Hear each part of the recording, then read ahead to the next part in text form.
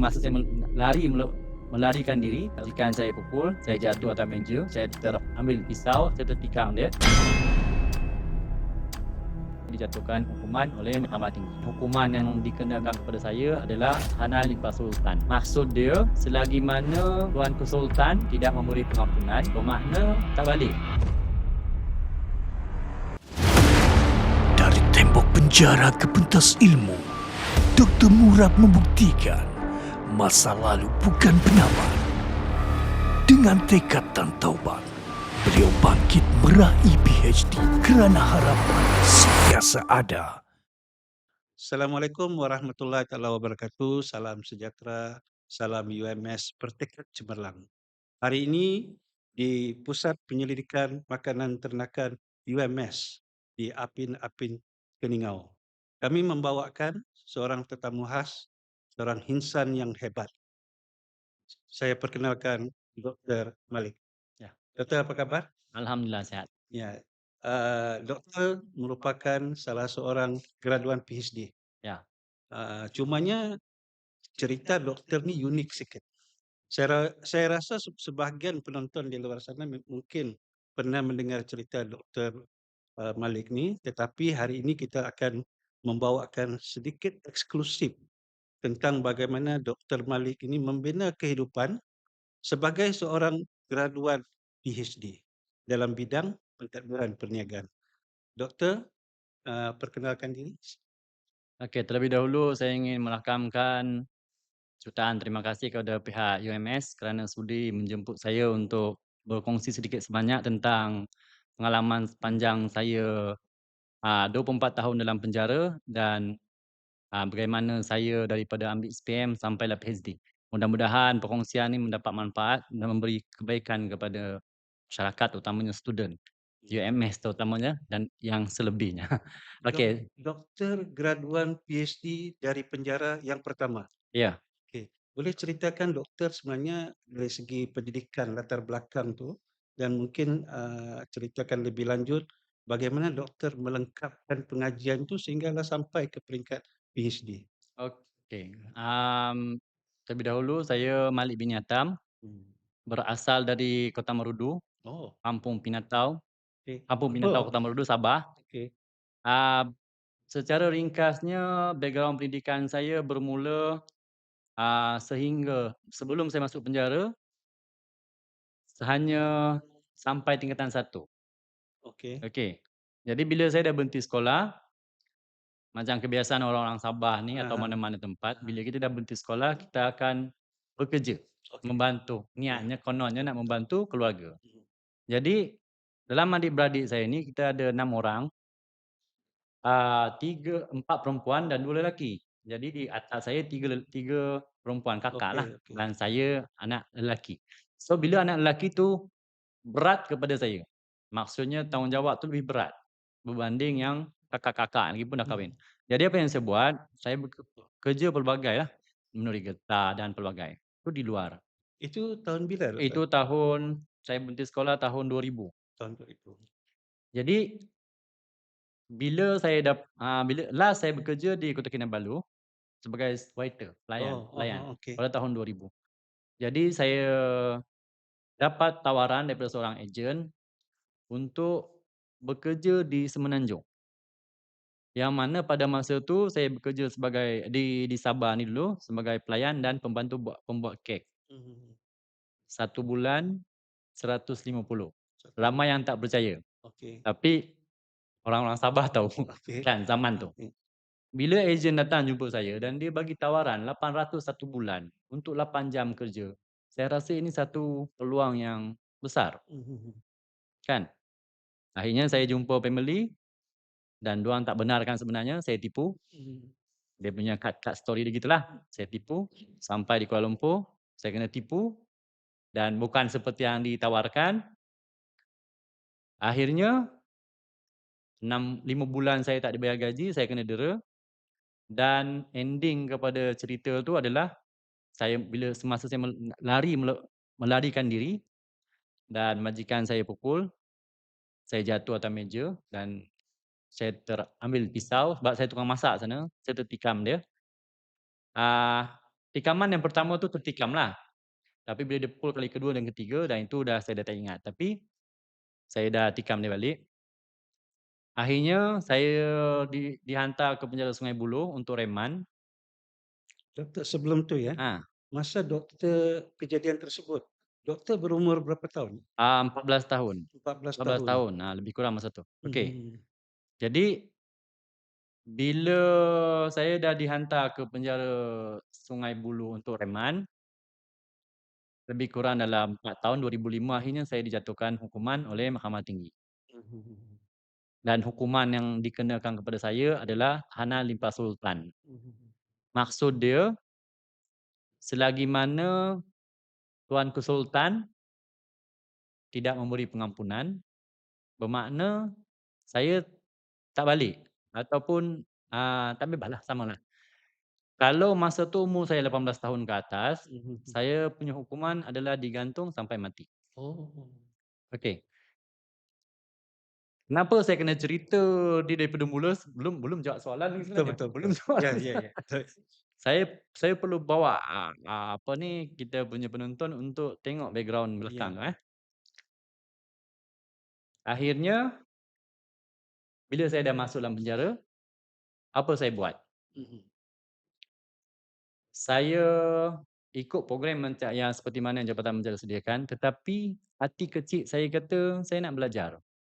Tapi pada masa tu dalam penjara memang tak seperti hari ini yang mana kebanyakan penjara, boleh dikatakan 90% penjara sekarang ada di Malaysia ada sekolah integriti. Betul Maksudnya betul. ada sekolah dan ada universiti pula sekarang. Dan doktor masuk penjara dengan hanya darjah 6. Darjah 6 lah tu, Darjah 6, okey. biasalah, okey. Sebelum tu sebenarnya bukan saya berhenti sekolah tu, saya nak berhenti. Oh, Arwah ayah saya yang minta saya berhenti. okey. Pelik sikit. Okey. Bukanlah maksud saya kata macam ni, arwah ayah saya ni orang tak bagus, Okey. no. Tapi untuk pengetahuan doktor Ah. kakak saya yang pertama sampai darjah 5, Mhm. kakak saya yang kedua darjah 4, yang nombor 3 tak sekolah.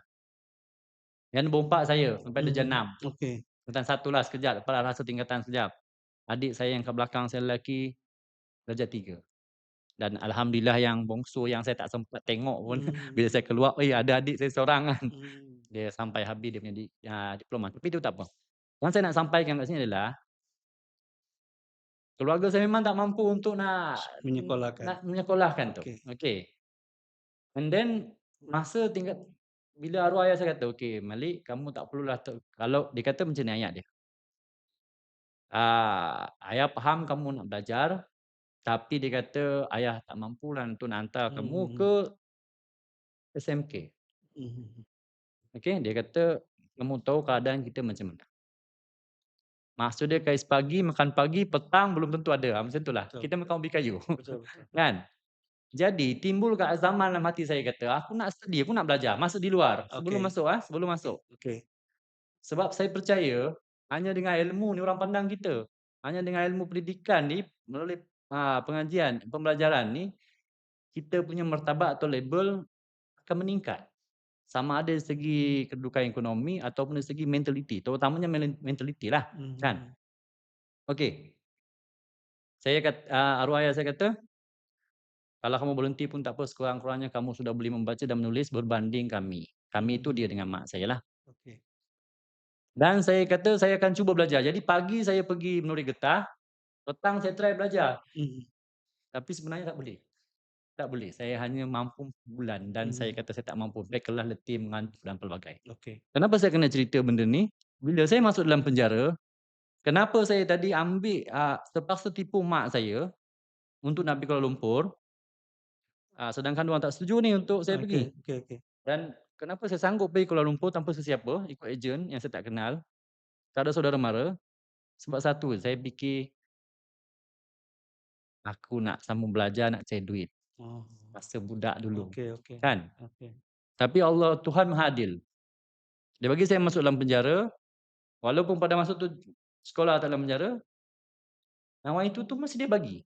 Oh. Jadi saya minta dan untuk menjawab soalan tadi, akhirnya walaupun banyak dia punya cerita, mungkin boleh kita kupas sekejap lagi, Saya dapat ambil SPM pada tahun 2006, 2007, 2008 lah saya ambil exam STPM. 2009 saya dapat tawaran daripada Open University Hmm, hmm, hmm. untuk ambil first degree, and then 2000 saya pergi combo luar semua, nanti mungkin kita bercerita. 2015 saya dapat menyelesaikan master saya, dan alhamdulillah pada bulan 11 2024 semua senat universiti mengatakan saya lulus, saya Hmm. punya PhD, dan saya combo 3 bulan 5 2025 di luar, dan alhamdulillah. Doktor, bagi saya ini adalah satu cerita yang baharu bagi saya lah. Jarang sekali mereka yang masuk penjara itu tanpa pendidikan formal di peringkat sekolah rendah. Tapi doktor membuktikan bahawa walaupun doktor belum masuk ke peringkat sekolah menengah, sebab eligible entrance untuk ke universiti itu ialah SPM dan sebagainya, tapi doktor memulakan di penjara. Itu satu keadaan yang sangat pelik. Bukan sahaja doktor ni merupakan salah seorang graduan PhD dari penjara yang pertama, tetapi perjuangan doktor itu bermula dari peringkat ibarat tingkatan 1 lah, sebab cuma menamatkan Ya, sekolah ya, rendah ya. kan. Jadi untuk sebelum saya mengakhiri sesi pertama ini, doktor, boleh tak doktor kongsikan, ya, kalau kita masih undur ke 15 tahun ataupun beberapa tahun yang lalu itu, apakah slogan hidup doktor yang cuba doktor ingin kongsikan dengan penonton di luar sana? Okey, yang pertama, kita kembali balik yang saya cerita tadi, key point dia, saya walaupun arwah ayah saya suruh saya berhenti, tapi saya tak nak berhenti. Jadi saya pergi Negeri Getah, Mhm, kan. Keinginan saya tu nak belajar tu sangat tinggi masa tu, dan sehinggalah ini menjadi jadi key point kepada saya dapat selesaikan alhamdulillah PhD. Okey,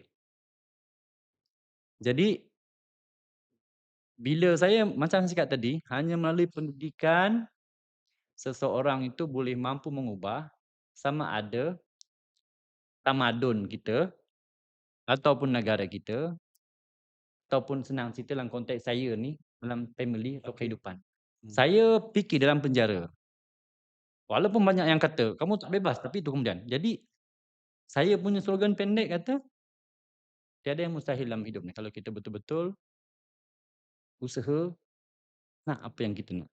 Sebab titik poin dia kepada saya adalah, saya tak nak anak-anak saya ikut macam mhm. apa yang saya lalui. Saya nak buat acuan baru. Macam tu lah. Okey, So, terima kasih. Ya.